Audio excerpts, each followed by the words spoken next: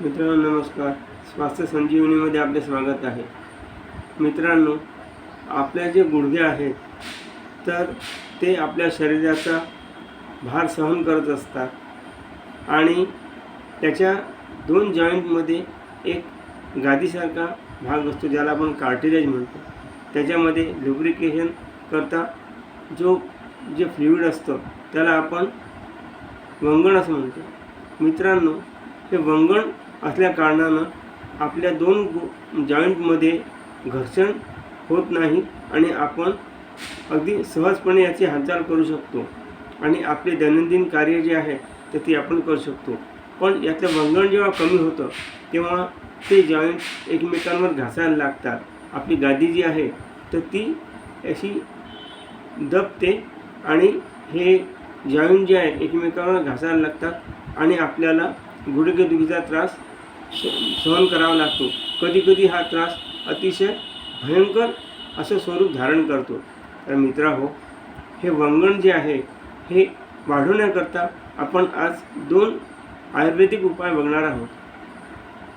मित्रांनो, एक चूर्ण आपण जर तयार केलं घरी तर आपल्याला याच्यावर अतिशय चांगल्या प्रकारे मात करता येईल. मित्रहो, 4 ते 5 चमचे जवस, 2 चमचे मेथी दाणे, 2 चमचे ओवा हे छानपैकी भाजून मंद आचेवर भाजायचं आणि मिक्सरमधून दळून घ्यायचं.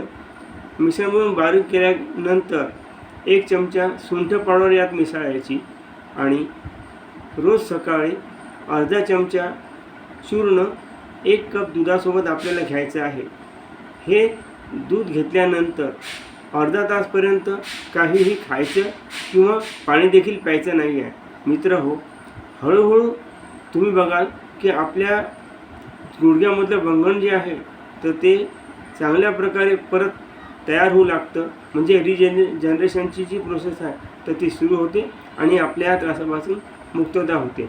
आता दुसरा उपाय जो आहे तर तो मित्रहो, 1 कप किंवा 1 वाटी दुधामध्ये 15 किसमिस हे मानसी प्रमाण आहे. 15 किसमिस टाकायच्या आणि त्याला विरजण लावायचं. सकाळी विरजलेलं जे दही आहे त्याच्यामध्ये 1 चमचा बारीक केलेली मिश्री पावडर मिसळायची आणि अंशापोटी हे दही खायचं आहे. मित्रहो, 15 दिवसपर्यंत हा उपाय करावा. ह्याने आपल्याला हे वंगण जे कमी झालं आहे आणि हे गुडघेदुखी जी आहे तर या त्रासापासून हळूहळू आपली सुटका झालेली दिसून येईल. जर आपल्याला 15 दिवसामध्ये अपेक्षित परिणाम नाही दिसले तर हा उपाय अजून काही दिवसपर्यंत करावा. आपल्याला निश्चितच याच्यामध्ये चांगले रिझल्ट मिळतील.